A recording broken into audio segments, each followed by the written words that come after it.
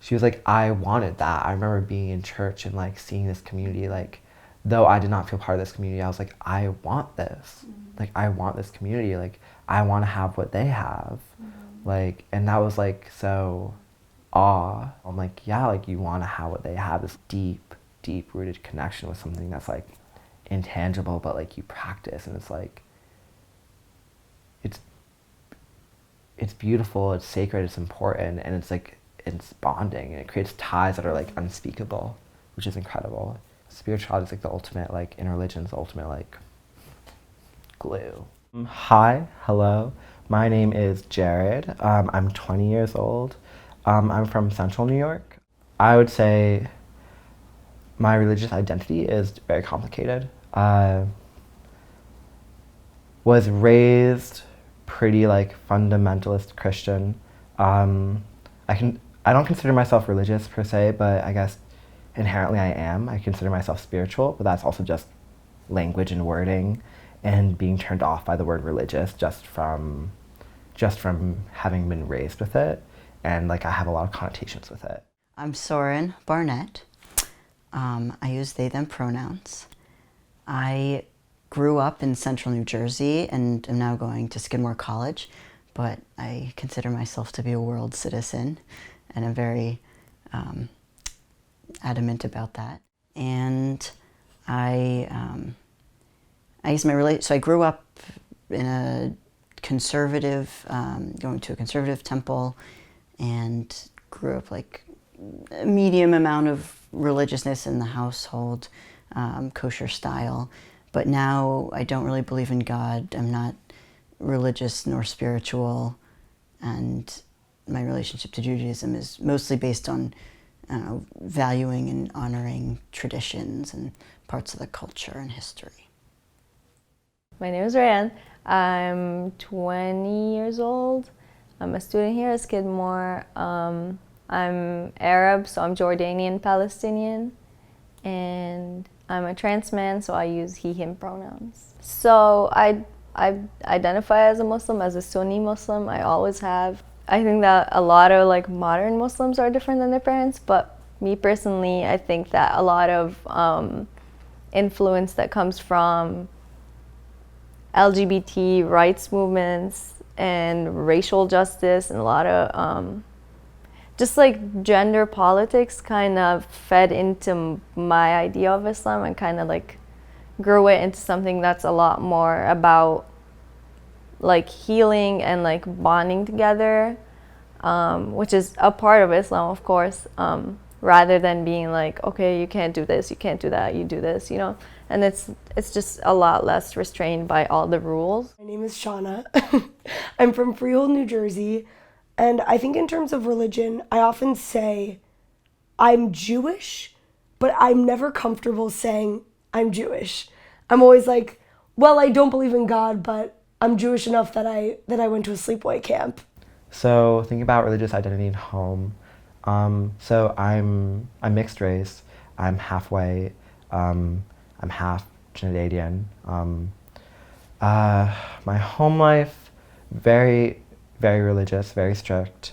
And again, like I'm in a predominantly like white Christian town, and the religious upbringing I had was very stifling.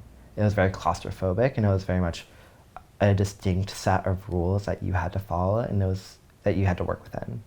And a lot of those rules and that religious community in which I was specifically a part of, that niche community, was very alienating to me. Yeah, because it was very heterosexual. It was very white, and so I felt like my experience was neither represented nor wanted, and often I don't want to say demonized, but like it was alienating. Yeah, I would say that the spirituality I practice, or my peers, even if not largely, but the larger movement I would consider myself a part of practicing individual spirituality, is definitely different from organized religion in the sense that it's not centralized at all. It's very much like it's decentralized. It's not non-hierarchical. My relationship to organized religion, especially in comparison to my parents and their generation, there's definitely a lot of differences, but a ton of similarities.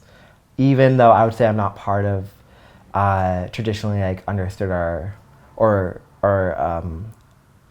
a movement that is considered organized religion, I would say to some extent we could make the argument that it is, even if it is just like practicing individual spirituality, because that's an overall larger movement that we are all a part of, and that creates a network even if our individual spiritualities is different. Ever since I was young, like I don't have a time that I knew I was Jewish, right? I kind of was just like raised with that notion. So to be clear, my dad is Jewish, and he's actually the child of 2 Holocaust survivors. So that was also a big theme in my childhood. But what has become like a lot more clear for me as I've gotten older is that that was the theme of my dad's childhood, right? Kind of having to be raised by 2 people that went through trauma.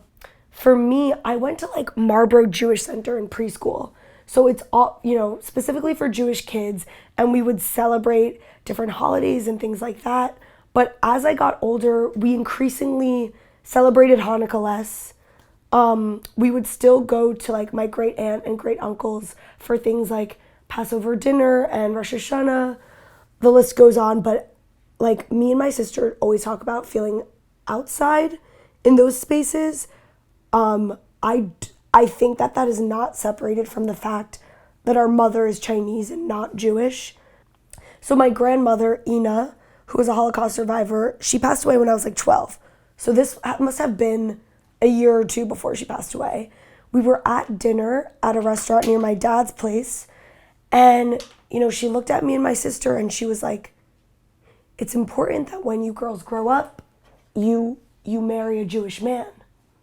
Even at that age, I was like, "What?" She was like, "It's very important." And then around that same age, she said something along the lines of, like, Israel is home, like, Israel was made for us. And I just had an inherent feeling like it was made for you, not me. So, which I think I'm navigating. But when she said the husband thing, I immediately, at 10 years old, I was like, nah. I didn't affiliate myself with that already. Religion is so strongly tied to a sense of family, and because my Jewish family felt cold and isolated from me, that religion didn't click. I don't feel a sort of love from them that I maybe do from chosen family. I think primarily it's the friends and people I choose to surround myself with, and I choose to even, like, I practice ritual with these people, right? Like D Hall every Sunday morning, to a certain extent, became almost like ritualistic freshman and sophomore year for me and my friend group. Recently, I've kind of even reevaluated my relationship to Judaism in terms of taking, a slightly more activist stance in what it means within the global context and the historical context of being Jewish. And I still, like, every day, it's this probably unending Jewish identity crisis. I source my own thoughts of morality and my own moral compass, I think, through my own gut feeling. And I know that's such a bit of a random answer, considering like gut feelings are, and like yourself, your whole person is shaped by your environment, and also how you were raised and all these other factors. Let's say you do something and you feel a pit in your stomach after, you feel this guilt. Sometimes that guilt is there, the guilt is not a healthy guilt. That guilt shouldn't be there, because sometimes you need to do something for yourself and you've had an unhealthy relationship with doing something. Maybe like you're constantly saying yes to people and like you're burning yourself out and you feel guilty saying no. But other times, I think there are times where you feel that guilt in your gut, and that a lot of times, this is like rule of thumb, and it's very situational, like that guilt doesn't come from nowhere, I think, sometimes too. Sometimes, and if you feel that guilt and if it's weighing on you, you really have to interrogate that guilt. And that's how I think like you have to determine that moral compass, and that your own personal moral compass.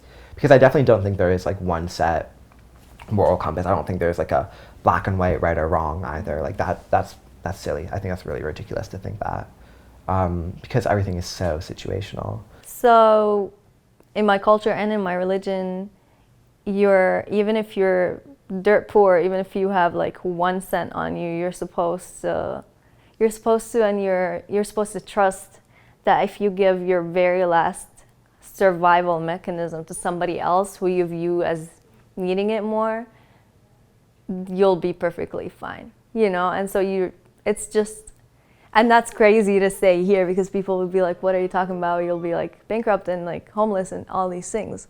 But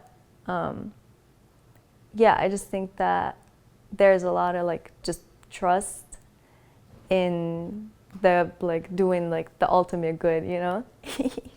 For me, as a social work major and a millennial in like 2019, I see morality as you need to be able to look outside yourself and have empathy for those who are suffering, for those who aren't suffering, kind of the ability to note like where I am right now for me is of privilege. Like that is being moral, like knowing that if I do get robbed, I'm in a better place than maybe someone else would be. And I think it's a hard way to think like that, right? Especially where I was abroad, where I was studying, a lot of things got stolen. And the first thing you want to think is like, well, fuck you. Like you took my shit, like that's mine, right? Like you don't have a right to my stuff, which, yeah, debate, that's a whole other topic. But it's kind of like morality for me is understanding like, that sucked, but like I cannot take this out on the universe or on myself. My morals are so strong, but they're such like an innate part of me that I have trouble identifying what of my beliefs are morals. And like, I think maybe a lot of it is what one believes in that's under a moral framework. I think, and I don't give my mom enough credit for this, but I think she can often be and my parents are so flawed and it's frustrating, but she's a very moral person. And I feel like I've yet to really maybe discover the degree of that or the extent of that. But I made my senior quote in high school in the yearbook. I quoted my mom, and the quote was, "Do the right thing." Because for years and years, she would always tell me, do the right thing, do the right thing. And now sometimes it's hard to tell what the right thing is. That's often the dilemma. My moral compass, I think I look inside myself in a lot of ways. I was talking to people about, so I just turned 21.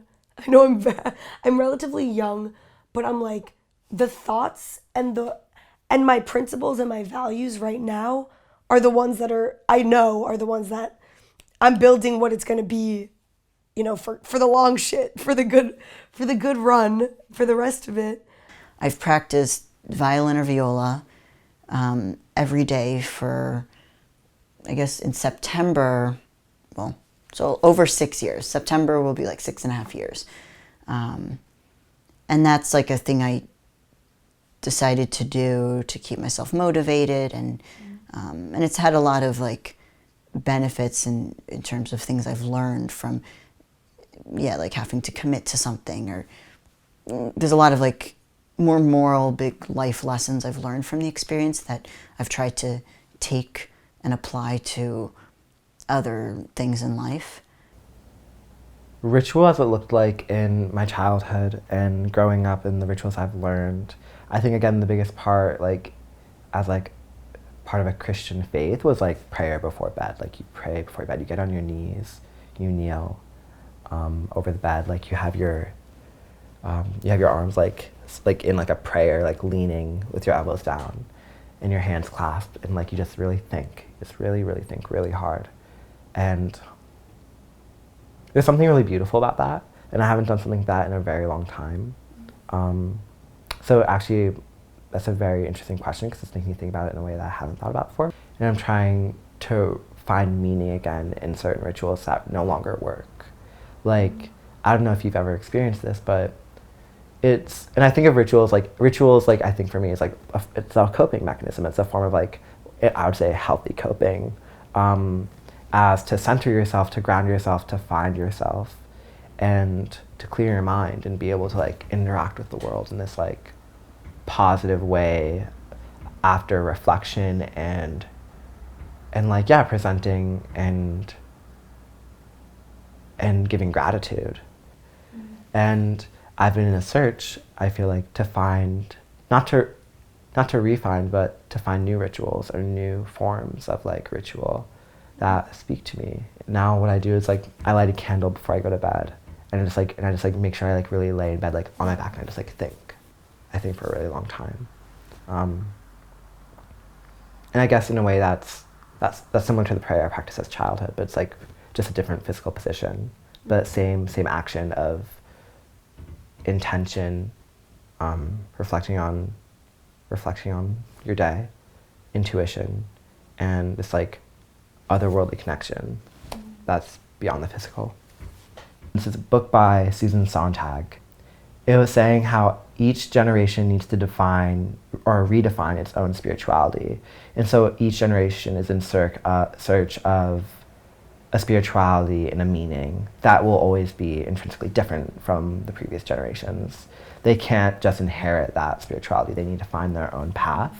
In the past, people sought truth or morals or how to live their life through religion. And it was the religion was a set of beliefs, a code of ethics that people, I guess, made a name for, and there was a community in this shared, like, either knowledge or beliefs.